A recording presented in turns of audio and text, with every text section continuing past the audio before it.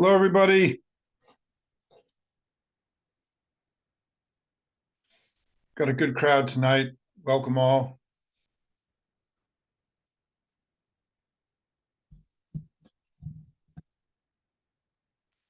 Yes, please use the chat to introduce yourself.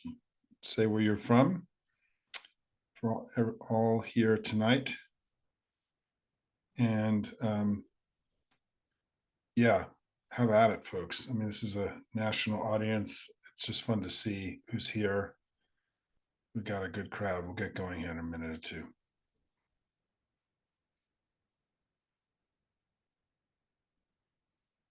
This is always a fun thing to watch. Sorry.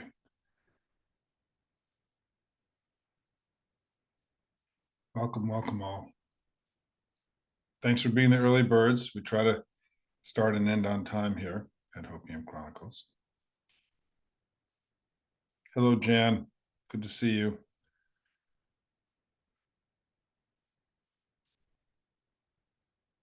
Jan Brown's an old friend.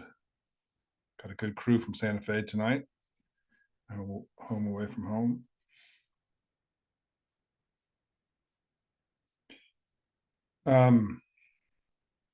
Hey, Sasha.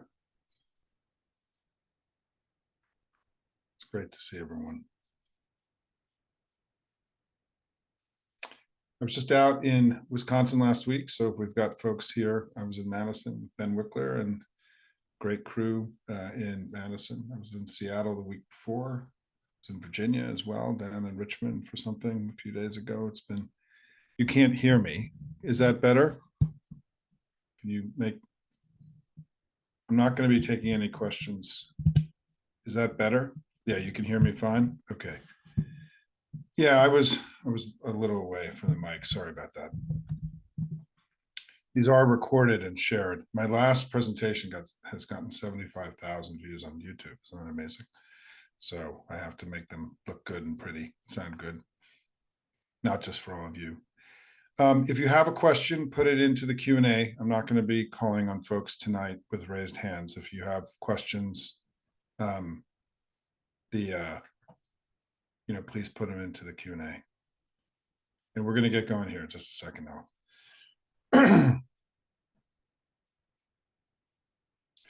Yes, so far there's about 350 people.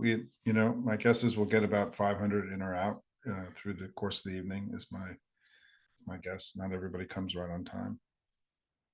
And then, as I mentioned last time, the video recording of my last presentation is up to 85,000 views altogether, which was the most that I've ever had on any of these presentations. So, it's good. My YouTube following is growing a little bit. I'm investing a little bit more time and energy with YouTube, and it's paying off to get the spreading hopium through all available means. Okay, let's get going here. Thanks, Suze, for a good question.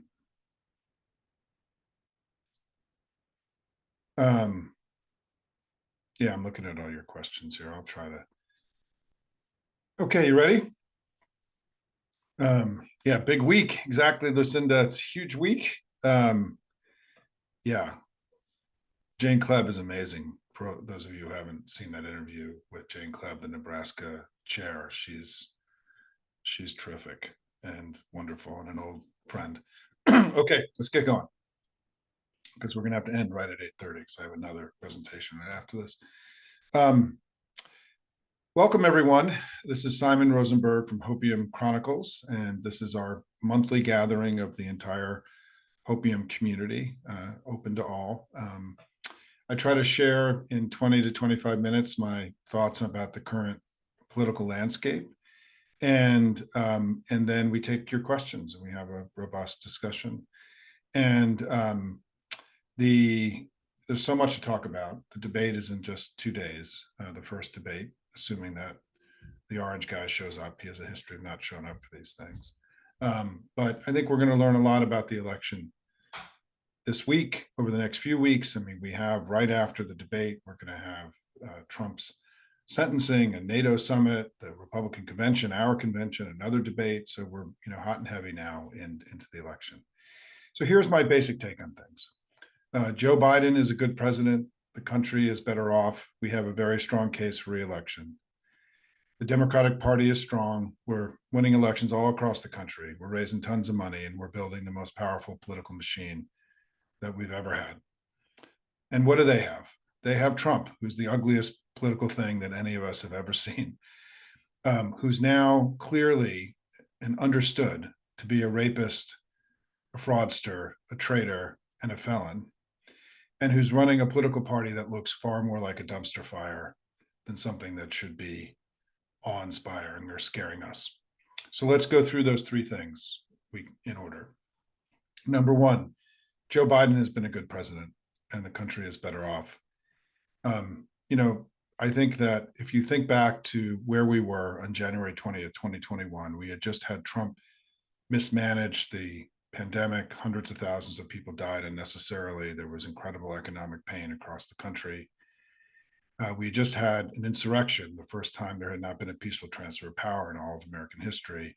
There had not been a traditional transition either from one government to another, because they refused to participate, because they were holding on to this idea that he was still going to be the president in January 20th.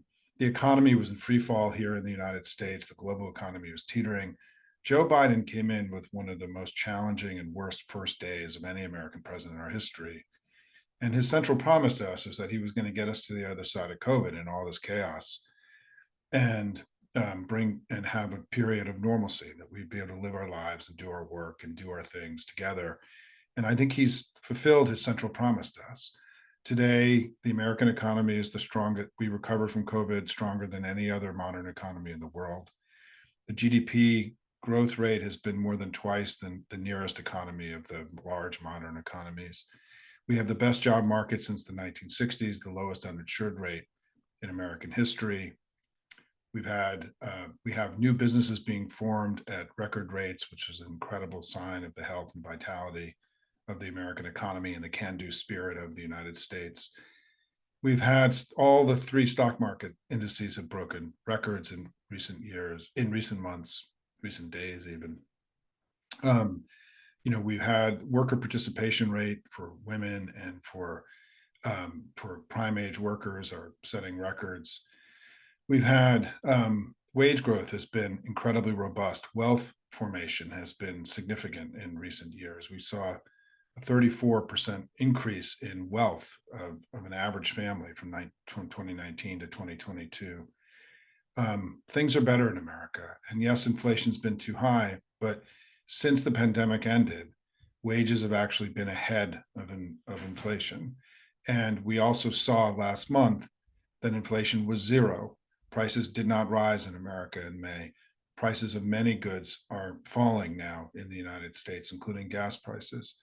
And so inflation, which was a global phenomenon, which was fueled by Russia's invasion of Ukraine, the attack on global grain supplies, the COVID and all the supply chain challenges, we have actually fared today. Our inflation rate in recent months has been low, and getting close to where we want it to be. And groceries have only increased by 1% over the last 12 months. Right? So we have managed inflation here better than most of the major economies in the world. We still have a lot of work to do, but it is clear that America is far better off today because of Joe Biden. And I think because of the success of the Biden presidency, many of the central arguments the Republicans had against him have evaporated. The economy is booming. It's not in decline. Inflation was high. Now it's low. We've seen crime rates in the United States and murder rates plummet all across the United States. We've seen huge explosion in and then recent months this year, we've seen flows to the border plummet. So the border, and we have become now the party that is fighting for order at the border. They're the party that wants chaos. Fifth is the big attack that Republicans had on Biden. Said he waged a war on energy, which drove up gas prices and fueled inflation. We actually saw more oil, gas, and renewables produced in 2023 than in any year in American history. And America produced more oil in 2023 than any country's ever produced in the history of the world. And then finally, the big argument about the Biden crime family, we turned out that that was a Russian disinformation operation laundered again willingly by Republicans in Congress. All of those attacks, the economy weak, inflation high, crime rising, the war on energy, the Biden crime family, they've all evaporated because of the success of the Biden presidency in recent months, and because things are better in America today than they were. And what that leaves them with is the one sort of area they continue to go hard on, which is Biden's age. And we'll learn much more about that on Thursday night when the debate comes. But we have to recognize that Biden's been successful as a president because of his age and wisdom and experience, and not in spite of it. And for having a president show up on that terrible first day, that day one that he had, we were blessed as a country to have one of the most experienced people to ever go into the Oval Office to take on those extraordinary challenges successfully as he has. So Joe Biden, in my view, has been a good president. We have a very strong case for reelection. The country is far better off today. And if you also can just start imagining the difference between what will happen in America if Joe Biden's president for the next 4 years versus Donald Trump, it's almost unimaginable what would happen if Trump gets back into office. And that's going to be, I think, an increase. I think we're going to be hearing more about that in the debate, about that contrast, not just about what they did as presidents, but what they will do. I think we're going to be hearing more of that in the debate. Certainly, it seems like the narrative and storytelling from Biden world is moving in that direction over the last few days. Second is the Democratic Party strong and winning elections all across the country. We had Democrats have won more votes in 7 out of the last 8 presidential elections. No American political party's done that in American history. We're the only one. And in the last 4 elections, we've won 51% of the vote. They've won 46. That's the best showing for us over 4 elections since FDR's 4 elections from 1932 to 1944. So we have been kicking ass at the national level. We didn't win all those elections because of things that we all know, even though we won more votes. And what's happened though in recent years, since Dobbs 2 years ago, just now 2 years ago this week, has been even more remarkable than our performance in the national popular vote, I would argue. Because the party in power in America almost always loses seats. We lose midterm elections, special elections, off-year elections. We don't win those things. We lose power. We don't gain power. And we've gained power. We've been winning elections since Dobbs 2 years ago. And it's my view that something broke inside the Republican Party with Dobbs, that a chunk of the Republican Party became loosened from MAGA because MAGA had just gone too far. It had become too dangerous. It was just too much between that and January 6th and just all of the MAGA-ness that we all know today. And that for the non-MAGA Republicans, it was just too much and they wouldn't follow necessarily this MAGA-led party anymore. And in 2022, we shocked the world by the red wave didn't come because of all the hard work that all of you did and the money that you raised and the volunteering that you did. We outperformed expectations in that election. We won a Senate seat. We picked up 4 state legislative chambers. We picked up 2 governorships. We outperformed our 2020 numbers in Arizona, Colorado, Georgia, Minnesota, Michigan, New Hampshire, and Pennsylvania. We got all the way up to 59% in Colorado, 57% in Pennsylvania, 55% in Michigan, 54% in New Hampshire. It was a remarkable performance in 2022. And it would have been a remarkable performance in a good year, but in a year where we had high inflation and low Biden approval and the normal midterm dynamic, it was really an extraordinary performance. And then in 2023, that same dynamic where we overperform and they struggle played out in races all across the country. For those of you who've been active with Hopium from the early days, we went to work in places like Wisconsin and Ohio and Jacksonville, Florida, and in Virginia, all across the country. We all fought hard for our democracy and for our freedoms through these elections. And we outperformed all expectations. It was a blue wave year across the country in 2023. We gained ground all across the country. We took away the 6-week abortion ban in Ohio. We flipped the Virginia Assembly and elected the first African-American speaker in the 400-year history of the Virginia Assembly, the oldest political body, legislative body in North America. We flipped Jacksonville, Florida, and Colorado Springs, took those away from Republicans, 2 of the largest Republican-held cities. We flipped the Wisconsin Supreme Court and ended their rancid redistricting regime and passed fair maps in Wisconsin, which we'll be seeing implemented in this election coming up. We had a great year in 2023. We overperformed, we won. They underperformed and they struggled. And the question then, would that same dynamic show up in 2024? And it has. We've seen Donald Trump in almost every early primary state. He dramatically underperformed public polling, and Nikki Haley did far better, because it's this theory that we have that, right, when voters go vote, not when they take a poll, when they go vote, they just can't go there for MAGA, and Republicans struggle. We saw Trump struggle. Trump did not overperform. This whole myth about Trump is that, well, he always overperforms public polls. He's much stronger than the polling shows. Well, this election, post Dobbs, he's been underperforming public polls in Republican primaries. Very dangerous development for Trump in this election.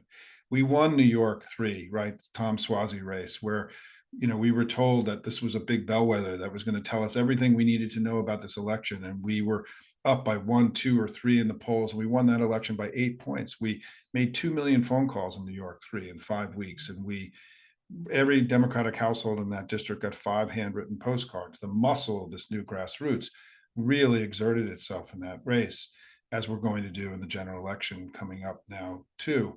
And we just keep, again, you've seen this evidence. We saw this in Ohio just last week, where in a plus 30 Trump district, our candidate only lost by 10 points. You've seen it in other special elections and other elections across the country this year. We continue to overperform, they continue to struggle. And I think that basic dynamic post Dobbs is the likely dynamic of what's going to happen this fall. And what you've seen is that as voters, if you've listened to my commentary, what I've said is that as voters begin to check in and start to see this choice between a strong, pragmatic Democratic Party that's making things better and standing up for our interests and their values abroad, and this ugly Republican Party led by a rapist, fraudster, traitor, and a felon, that they would see this choice they had, as they have seen in all of these other races, going back to 2 years ago when things changed in American politics with Dobbs, that they would see this choice and the election would start to become more democratic. And that's exactly what's happened, right? Joe Biden has picked up, in 538, he's picked up between 2.5 and 3 points in public polling since the early part of March. We now are ahead in the 538 national vote, in the National Popular Vote Tracker in public polling. We were ahead in the Fox News poll that came out last week by 2 points. We were ahead in the New York Post poll, another Murdoch publication, by 2 points last week. And in the critical battleground states where this election is going to be won or lost, in what I call the 7.5 or 8 states, including North Carolina and Nebraska too, we now, in the 538 tracker, right? This is not me. This is not Simon doing my little math. This is in 538. Biden's ahead in Michigan and Wisconsin right now. So we're actually, Trump needs to win Michigan, Pennsylvania, or Wisconsin in order to win this election. And he is definitely not winning any of those states today outside of margin of error. Biden's ahead in 2 of them. And it's my view that the way you should look at the Electoral College map is that we're doing better in Michigan, Pennsylvania, Wisconsin than we are in other states. And if we win those 3, which I think we will, particularly with the strong governors there making the closing case for us and helping lend their political organization to us in those states, that we get to 269. And then the question is, how do we get to 270? And I think the combination of Kari Lake and Mark Robinson in Arizona and North Carolina make it far more likely that we prevail in those 2 states than otherwise, because at the top of the ticket are exactly the kind of bad candidates that sunk the Republican Party in the battlegrounds all across the country in 2022. Mark Robinson, Kari Lake, 2 of the most extreme politicians America's ever produced. I'm confident that we can do really well in both those states. I think we can win in both those states. It's one of the reasons Hopium is investing so much money in those states. But we also can win in Nebraska too, this blue dot, the single electoral college vote. Nebraska, like Maine, allocates their electoral college votes by congressional district. And there's a congressional district there that Biden won in 2020. And that interview with Jane Kleb, the party chair in Nebraska, she goes through and explains their strategy there. And we should win. The polling is very positive there. So we only have to flip either Nebraska 2 or win Nebraska 2, Arizona, North Carolina, Georgia, or Nevada, and It means that our path to 270 and our path to victory is much clearer today than theirs is. And this idea that Trump is leading in the election, winning in the election, favored in the election, none of that is true anymore. And even if you go to the betting markets, this thing called Poly Market, I've been sort of challenging it on Twitter in the last couple of days. They've got Trump winning at like 55%. But if you look at the states, they've got Biden getting to 270, right? And so, I think at this point, because it's my view, when you look at 538, you should give it another point or two because of all the Republican polls in there. I'm happy with where we are. We've got work to do, everybody. We know that this is a close election. But right now, if you, and I haven't looked today at 538, but yesterday Biden was at 270 in their projection for the November election. We were winning the election in their projection. A lot's going to change. We're going to have good days and bad days. We've got 2 debates, conventions. A lot's going to happen here. We're in the first quarter of a 4-quarter game. I mean, we're very early still. But right now, the trend lines are very positive for us, and we should feel really good about it. And I think at the end of the day, one of the reasons I'm so confident that we're going to win is because of all of you, and because the intensity that exists in the Democratic grassroots and all this money we've been raising, the phone calls we've been doing, the postcards we've been writing, the texting we've been doing, the canvassing, all this work that was shown up in all these elections is going to show up in these elections too. And I feel really good. Our polling in the Senate is holding all across the country. None of our critical Senate candidates are in trouble. We just got a really good poll in Maryland showing Angela Alsobrooks in a strong position in Maryland. Sherrod Brown and there's my dog Tug. Sherrod Brown, there he is. You can see him over my shoulder here. Sherrod Brown and John Tester are still ahead in public polling there. And we should feel good and confident about what we're seeing, with the polling in the Senate. And we haven't had much House polling. But the House polling we've had, which I shared this week on Hopium, the latest Navigator polling, was very encouraging about the general brands of the Democrats and the Republicans. Hey, Willie, can you help me with Tug, please? Thank you. Sorry, we have an 11-and-a-half-year-old bulldog who gets rowdy sometimes, right? Tug, you'll all get to see and meet him. But in the House polling, the polling we do have that I shared this week, the recent battleground polling in the House, is encouraging for us. And if you've been part of Hopium, you know that I'm doing interviews with 12 of the top key candidates we need that can win and flip seats to help us win the House back. And I feel good. We're raising money. We've got good candidates. Again, we're on a front foot here. We're not playing defense in 2024. We're playing offense. I think they're the party that we've been the party that's been winning and overperforming. They're the party that's been struggling. We've been the party that's been outperforming in the national popular vote. They're the party that's been underperforming.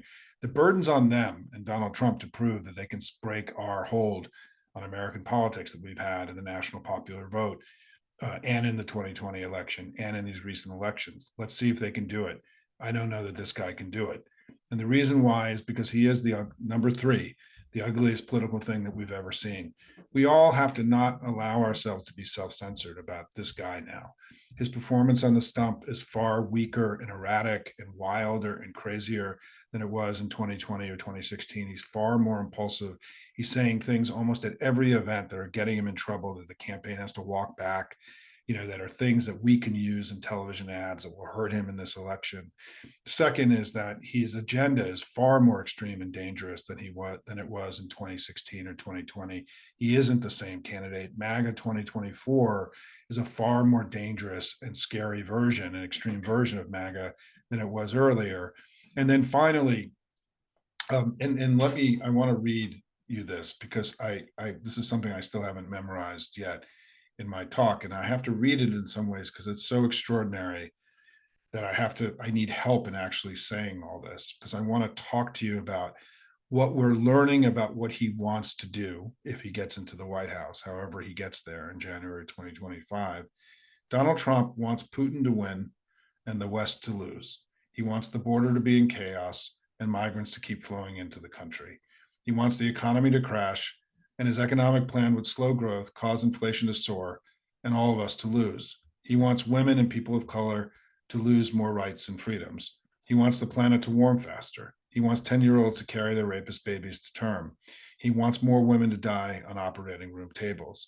He wants tens of millions to lose their health insurance, more dead kids in schools, verified rapists in positions of authority, a restoration of pre-civil rights era white supremacy. He wants big tax cuts for his donors, higher deficits and less for everyone else. He wants books banned across the United States, seniors to pay more for insulin and prescription drugs, foreign governments free to pollute our daily discourse and harass our citizens. He wants teenagers to work night shifts in meatpacking plants and not go to school. He wants the minimum wage to stay at $7.25 an hour. He wants mass arrests and mass deportations of immigrants long settled in the United States. He wants insurrectionists to get pardoned. He wants to end American democracy for all time. That's what he wants. And what we've also learned about Donald Trump in recent months, and what makes him different in this election than in 2016 and 2020, is there are these 6 things that I've talked about that the American people are going to come to learn about Donald Trump, in addition to him being now a felon and a serial criminal. Is that number one, that he raped E. Jean Carroll in a department store dressing room. Number 2, that he and his family have corruptly taken more money from foreign governments than any political family in American history. 3, that he led this insurrection against the United States. He tried to overturn American democracy, and he's essentially promised to finish the job if he gets into power in 2025. Next is that he stole America's secrets. He lied to the FBI about it. We learned more about this just in the last 24 hours. And it is without question, and he shared those secrets with other people. It's without question the greatest betrayal of the United States by a former president in all of our history. It makes him, in my view, a traitor. 5th is that he did commit this massive financial fraud. He's been fined hundreds of millions of dollars for it by New York State. And he and his family have been barred from doing many essential business activities in New York because of this. And 6th, and most importantly, on this week of the anniversary of the ending of Roe, is that he's singularly responsible for ending Roe and stripping the rights and freedoms away of more than half the population. Tens of millions of women in the United States now have less rights and freedoms than women do in Mexico and Brazil and virtually every modern country in the world. And we have to recognize that in his moment, what I call it is a moment of idiocy, because I think he is an idiot, and is diminished as a political leader. He came out for this states' rights idea around abortion. And I just want to drill down on that for a second, because I think this is so central to what's going to happen in this election. When he said he's open for the states to decide, and that whatever they decide is up to them, that means that he's okay with Idaho. And if he's okay with Idaho, has no exceptions, jail time, mandatory jail time for doctors, jail time for people who traffic minors across the border to get the health care they need, life-saving health care that they need. If he's okay with Idaho anywhere, he would be okay with Idaho everywhere. And what Donald Trump did in this moment of just absolute idiocy, where he believed he was being clever and sort of threading the needle on abortion, he actually reminded us that he is the most dangerous abortion extremist in the modern history of the United States. And he ended up taking a position that was an extreme position, and locking him and his party into this extreme position, not into a middle ground position. I'm not even sure he's aware, just in the way that I'm not even sure that he's aware that his economic plan, as I wrote about today, would spike inflation and cripple the American economy and cause massive labor shortages, and would cause recession and the stock market to go down. I'm not even sure he's aware of any of this anymore. He's so out of it and so delusional and so disconnected from reality, as authoritarian personalities often get, as Vladimir Putin has gotten, as these authoritarians around the world, they often get disconnected from reality. And so when I look at all this and I push all this forward, in every way imaginable, I'd much rather be us than them, right? Strong Joe Biden, who's led the country in a time of challenge and made things better for all of us, who stood up for our values and our interests abroad, who's fighting for democracy and our rights, and building an alliance to ensure that Putin doesn't end the freedom in Europe, something that is scary to any of us who understand history, right? That here's Joe Biden standing and fighting for us every day against this historically terrible figure. And I have faith and confidence that when this choice is presented to the American people with our money and with our volunteer and our labor, that the American people are once again going to make the right decision, and that we will overperform expectations and they will struggle. And it's a fundamental reason why I'm so optimistic about this election. I do want to say one last thing before we get to questions, which is, for those of you in the Hopium community, you know that we're raising money right now, and we're focusing on raising money for 12 House candidates who can flip the House and help us win the election, flip the House and regain power in the House. We're raising money for Biden Harris. We're raising money for Ruben Gallego in Arizona. We're raising money for Anderson Clayton in the North Carolina Democratic Party, and we're raising money for Jane Klebb in the Nebraska Democratic Party.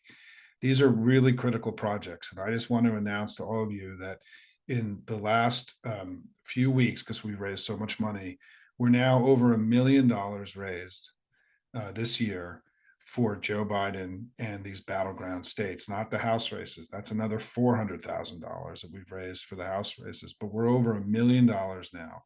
Our little plucky community has poured over $1 million into the Joe Biden, into the battlegrounds. I'm really proud of all of you. And then finally, let me say this last thing about, you've heard me, some of you who are Hopium folks have heard me talk about this before. But why are we really here? What are we doing here on a beautiful summer night here in Washington, D.C., and doing this instead of all the other things that we could be doing? The reason I'm here is because of a speech that something that Joe Biden talked about in his State of the Union speech. When he talked about FDR's at the beginning of the State of the Union, he talked about Russia and the fight for democracy.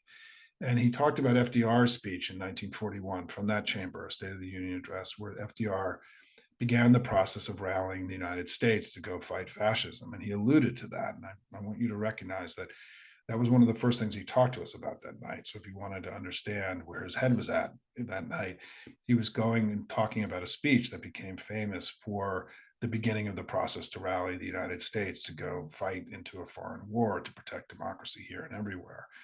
That speech was also known as the Four Freedoms speech. And FDR in that speech established this basic choice for the world between freedom, the four freedoms: freedom of religion, freedom of speech, freedom from want, which is my favorite, freedom from fear, which is this incredible articulation, short, clear about what kind of world we all wanted together. And the choice of that, or a choice of dominion, of people having authority over another, it's the opposite of freedom, it's unfreedom. And this battle between freedom and dominion was what World War II was about. And what happened after World War II, I mean, so then those four freedoms, I got to get my story in order here. Those four freedoms became the basis then of the Atlantic Charter, those remarkably powerful words that FDR himself wrote. We know this from history, that he wrote those things, not a speechwriter. He articulated them. Is that that those four freedoms became the basis of the Atlantic Charter between Churchill and FDR that created the alliance that won World War II. Those four freedoms became the basis of the United Nations Charter in 1945 that established an international law, this idea that nations should be free. One nation should not, and sovereign, and one nation should not have dominion over another. And then in 1948, they became the basis of the Universal Declaration of Human Rights, negotiated in part by Eleanor Roosevelt, which established an international law for the first time that people, not just nations or states, had rights, individuals, human rights, this concept of human rights, which was a new thing in international law, that people should be free and that one shouldn't have dominion over another, of human beings, not just in states. In that world of freedom that FDR imagined, the world of the four freedoms, the Pax Americana, over the last 80 years, has created a golden age in human history. There's never been a better time to be alive in all of human history than during these years of the four freedoms and the Pax Americana. We've seen literacy rates triple during this time, giving so many more people the capacity to do and contribute and to pursue their dreams than ever before. We've seen life expectancy go from 45 years to 71 years. We've seen extreme poverty plummet, even though the population has exploded across the country. And we've seen more people live under democracy in these years than at any time in human history. This has been a golden age to be alive. If you were just an average person, you had more opportunity to do and to achieve your dreams in this period than any other time in human history. And we have to recognize as Democrats that this golden age in human history, the time of greatest opportunity in all of our human history, is something that we did. We created that. The Democratic Party of the United States created a golden age in human history.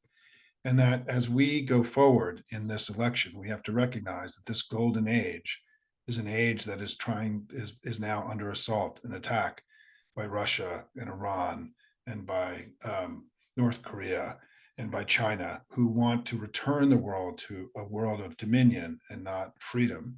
This is the fundamental fight that we're in.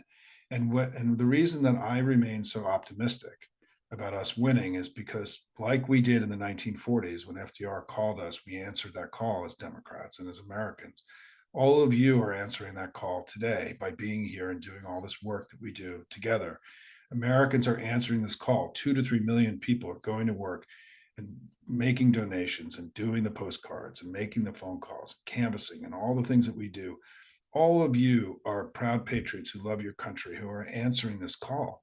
And this work you're doing is what's giving us this extra superpower, right? It's what's pushing our performance to the upper end of what's possible. It's allowing us to control the information environment.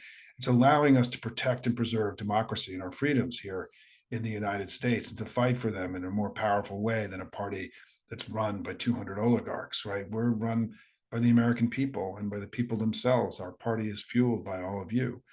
And the reason we're here and the reason we're fighting is because we know that on our watch, we want the same freedoms and opportunities that we've had to be there for our kids and our grandkids and the kids and the grandkids of the world. That's what's at stake in this election. That's why we're here. That's why we're fighting. This is not a regular election. This is not just a normal election where one side wins and the other side loses. So much is at stake here, which is why you're here tonight, which is why you have to keep doing the work, which is why you need to make June count, which is why we have to do everything we can to ensure that Joe Biden and Kamala Harris return and come back as president and vice president. And we need to do everything we can to put MAGA, this terrible, dangerous movement, into the dustbin of history. That's why we're here. That's why we're fighting. And I'm proud every day to be in this fight with all of you. Let me get to questions now. Thanks, everybody. Try to bring it a little bit here tonight. It's an important week. Let me just take a look. Yeah, hearts and claps and all that. But that's all for you guys. It's not for me. It's all for you and all the work that you do, the money that you raise, the passion and love of country that you show. Let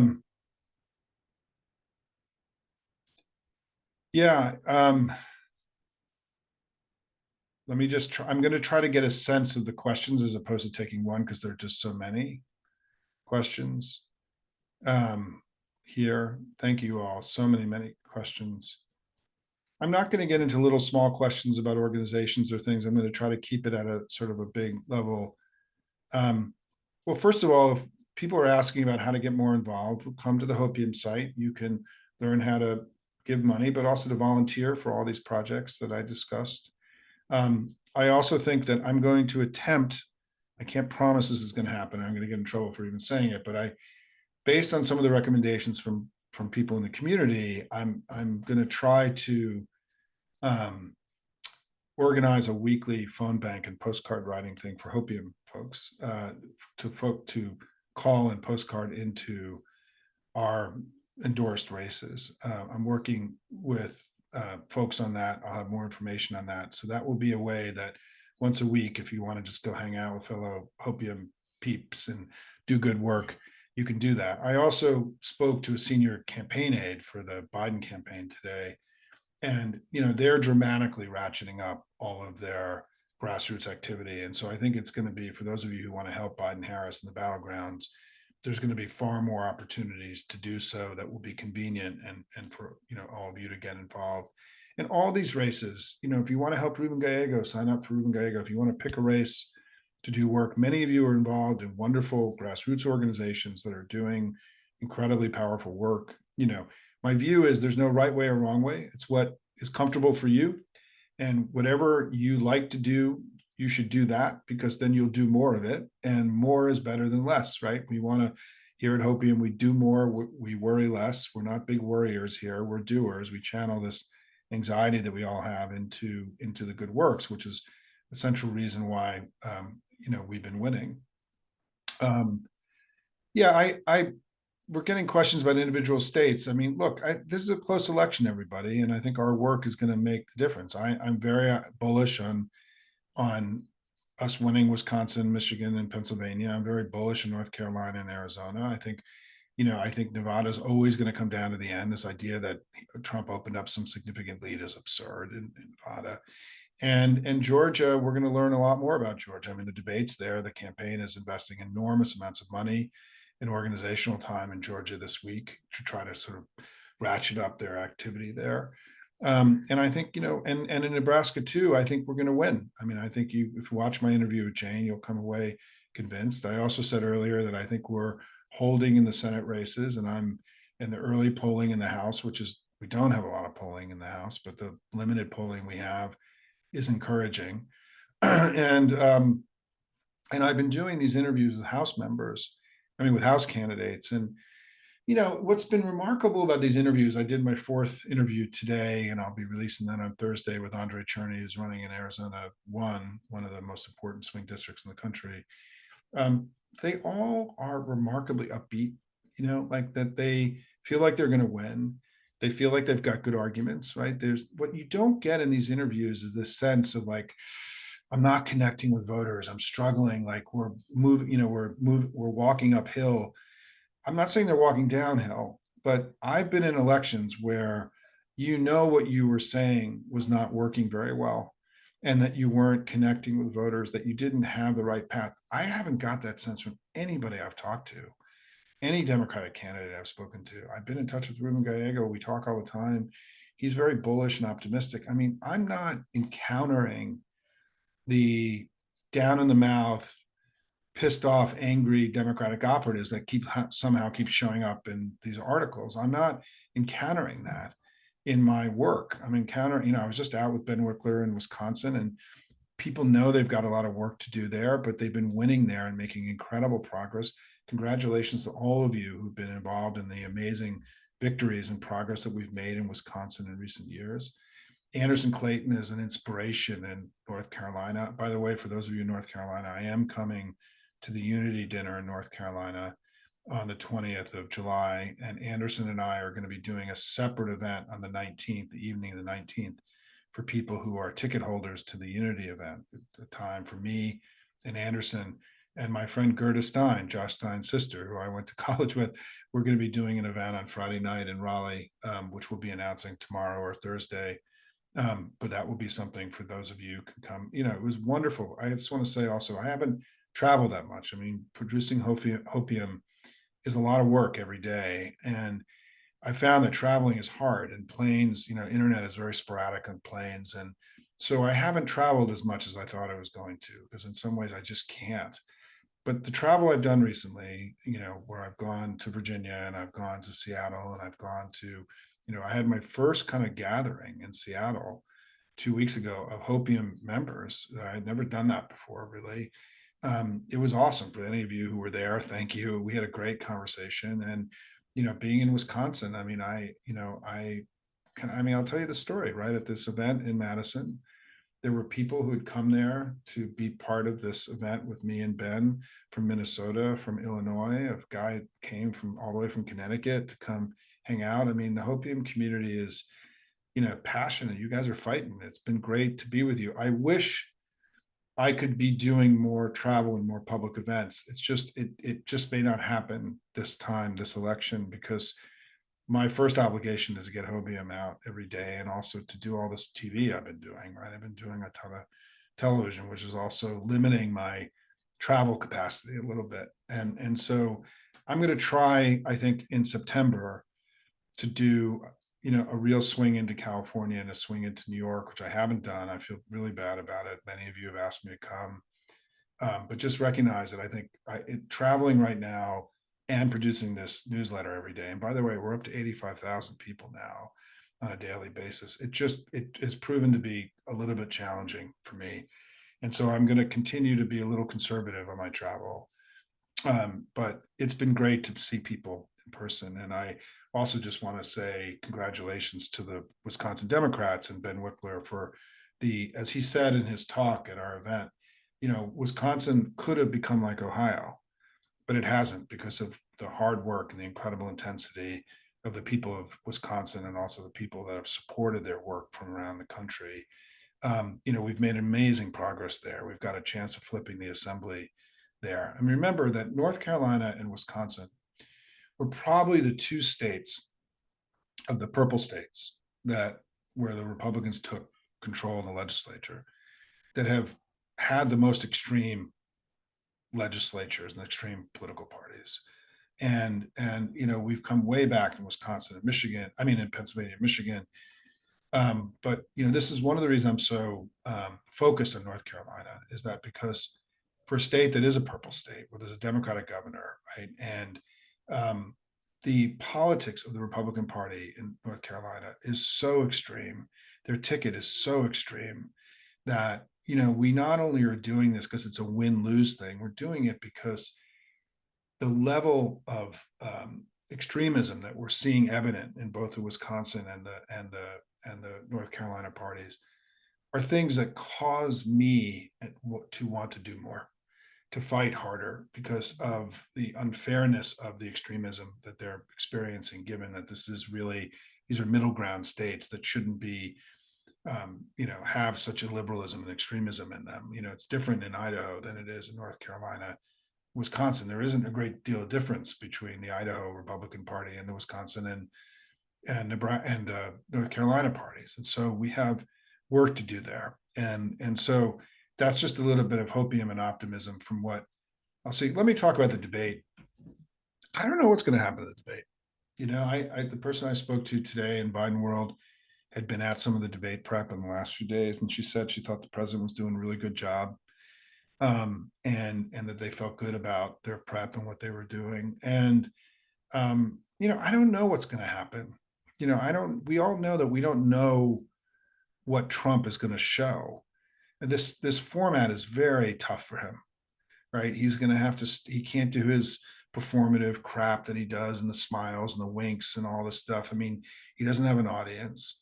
These are two very substantive people. They're not going to get pushed around.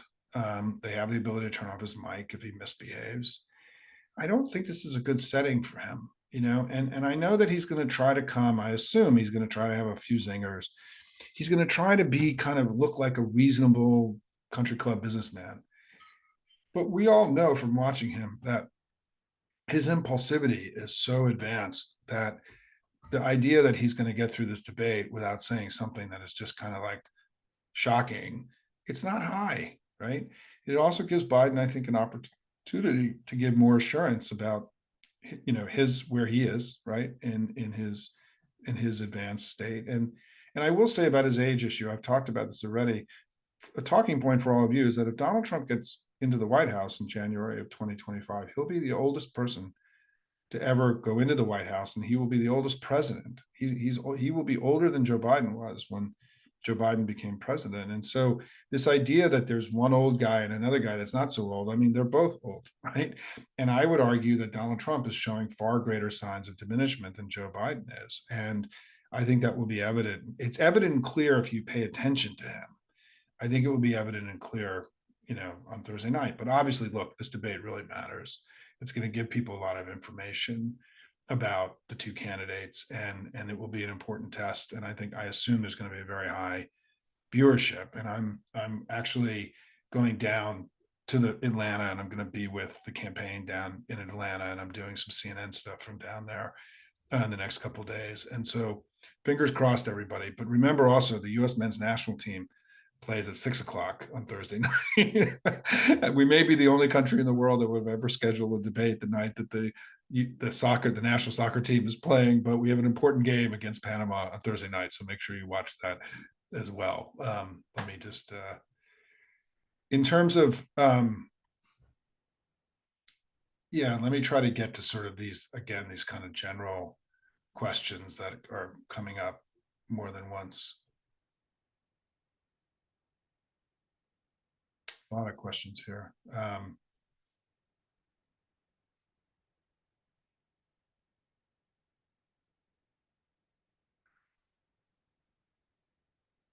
Yeah, so the DNC has a wonderful dialer called Scale to Win. I mean, this is all stuff that we all need to get to know more about. And I'm going to try to have someone from the campaign come on and do a briefing for us on what the tools are that they're using and how people can get more involved. I mean, I wrote a piece today. I think this thing I wrote about today about sort of the CEOs staying away, the Fortune 100 and Fortune 500 CEOs staying away from Trump. I think this is kind of a significant thing, right? Because it breaks this idea that he's like a rich businessman and that all the business community is swarming to him. They know his economic plans are wild and dangerous and crazy, and that they understand this. They don't they may not love Biden, but they're scared of Trump. And in this article that I referenced today in Hopium, when Bush ran for reelection in 2004, he had 42 of the top 100 CEOs in the country, Fortune 100 CEOs endorsing him. Trump has zero today, right? And it's a problem. I mean, I went through this. The Republican Party is a raging dumpster fire, right? I mean, they've had dozens and dozens of their leaders endorsed across and indicted, not endorsed, indicted across the country. They've outsourced their field operations. The Trump campaign is trying to do something really unusual or risky or insane. We'll find out, which is they're outsourcing their field operations to an organization called Turning Point Action, which has no experience in doing high level presidential organizing. They have an unprecedented set of opposition to Donald Trump inside the Republican Party with Mitt Romney and Liz Cheney and all these Republicans who are saying they're not going to support him. And that opposition to Trump, this idea that there is this kind of huge bulwark, to use that term, against Trump of people who would normally be supporting a Republican nominee, is also showing up with the business in the business community. And I think that it's not just that the business folks in publicly traded companies are worried about his economic policies. They're worried about being associated with a convicted felon. And for any of you who worked in a large corporation, who have strong general counsels and are publicly traded companies, the idea that you would be openly endorsing anyone who in the United States who is a convicted felon, who is now guilty of sexual assault, of defrauded the government out of hundreds of millions of dollars. Publicly traded CEOs can't go anywhere near those kinds of people, right? And so you've got a really interesting problem for Trump, is that there is responsible society. I do think that the felony convictions were significant, because it may not have been a knockout blow, but it was like a blow to the belly in a prize fight. It weakened Trump because it's going to make it harder for civil society to rally behind him. It's also going to make it, I think, far easier for people to believe other negative things about him that they may not have believed otherwise. I think that, if he can be convicted of felonies, then what else? I mean, how many people know people who've been convicted of felonies? I don't know anybody. I don't know that I've ever met anybody or people that I've been close to have been convicted of felonies. And he's had dozens now of people around him who've been indicted for felonies. You've had many of his campaign aides and his senior White House people have been, prosecuted successfely. And it's this guy. There's more criminal activity around Trump than any major figure, arguably in all of our history, right? I mean, he's been on a serial crime spree for decades, and I think that somehow these indictments, which I don't think any of us, I mean, I remember, that first tweet that came across, first count, guilty, and then guilty, guilty, guilty, guilty. It was really dramatic and very definitive. And we didn't know that was going to happen. And I think that, if you think about those six things I said earlier, none of those six things that I said require a guilty, it doesn't require a court to render judgment. The courts have rendered judgment on sexual assault, on fraud, on his campaign interference and stuff in New York. But the idea that he stole America's secrets, that's a fact. We don't need a court to tell us that. That he shared them with others, this is a fact. That he betrayed the country, that's a fact.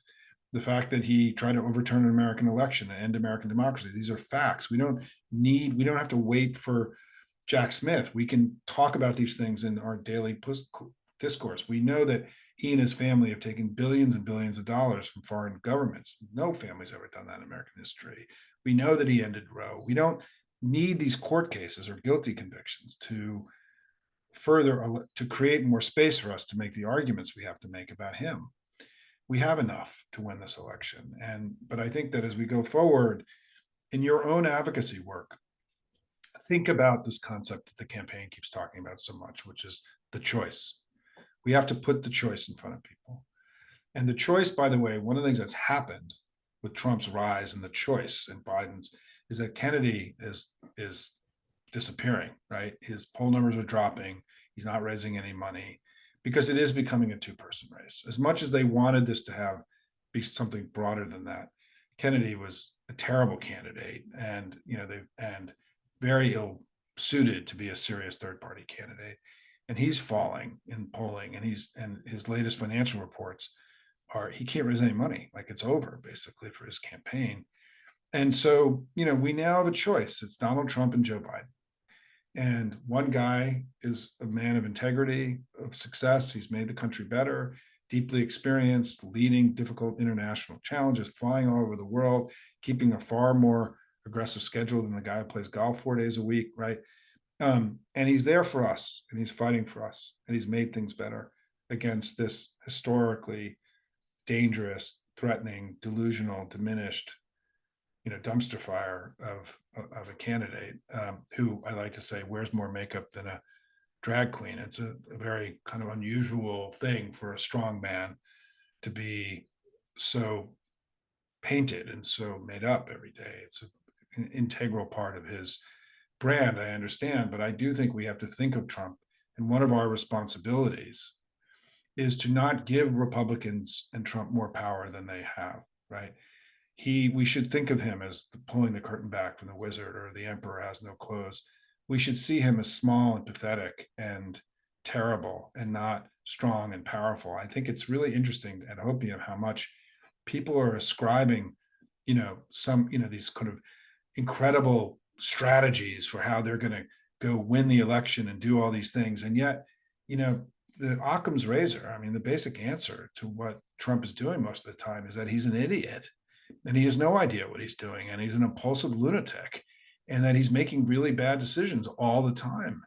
And I think we have to be really, really careful about not ascribing powers and capacities to him that he clearly is not exhibiting in his public, in his daily performance on the stump, right? And so I think as we go forward here, I just want to say that, look, there are going to be good days and bad days. And we're in the middle of this thing. But the way that we take all this anxiety that we have, and it's the reason I founded Hopium, right? I founded Hopium to channel my own anxiety about the future of the country into a way where I feel that I was, operating at my highest and best use. All of you have to figure that out in the next few weeks about what your highest and best use is. And some of you will be postcarding, and some of it will be phone calling, and some of it will be being an information warrior and spreading good information through your social networks, and however you do that. Whatever it is, you have to do as much of it as you possibly can. You can't wake up on election day thinking like, why didn't I make more calls, or why did I do any of this? You got to leave it all on the playing field, as I say here. We have no choice, right?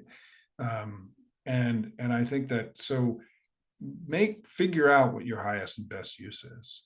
And by the way, for those of you in the DC area, I should have mentioned this earlier, Tom Bonnier and I are getting back together on Saturday at 3:00 at Network Nova's Women's Summit.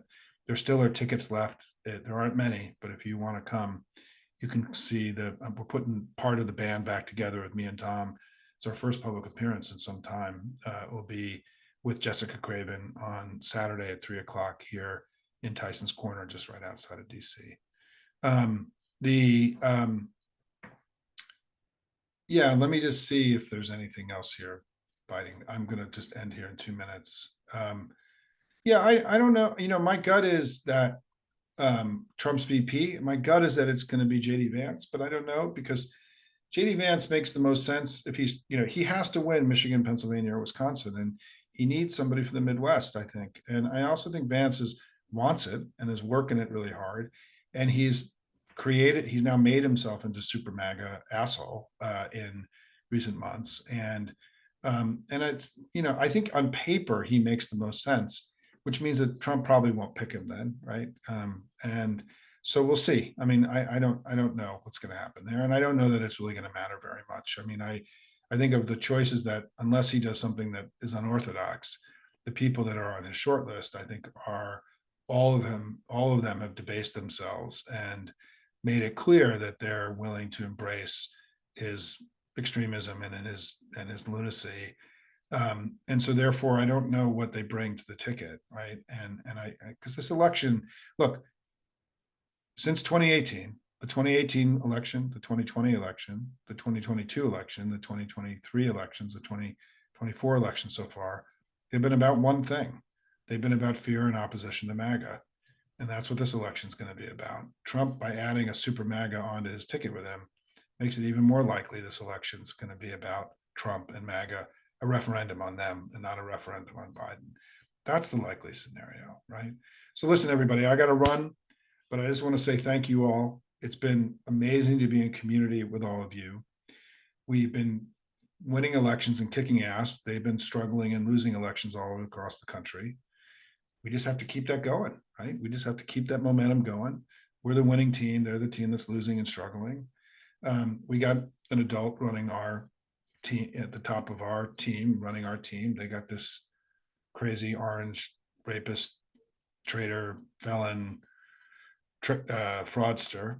Have faith and confidence in the American people, in our ability to go fight and win this thing. But make sure that you're doing everything you possibly can and you're finding your highest and best use. That's what's important here. That's at Hopium. It's hope with a plan. We just don't expect that elections are going to turn out well. We do the work to make them so. We do more, worry less. That's the key now. It's game time, folks. Saddle up. You can watch the debate, but be focused on what you're going to do to make sure that the world, the opportunities and freedoms that we've had are there for our kids and our grandkids and the kids and the grandkids of the world. That's why we're here. That's why we're going to fight. And that's why together we're going to win. Thanks all. Take care.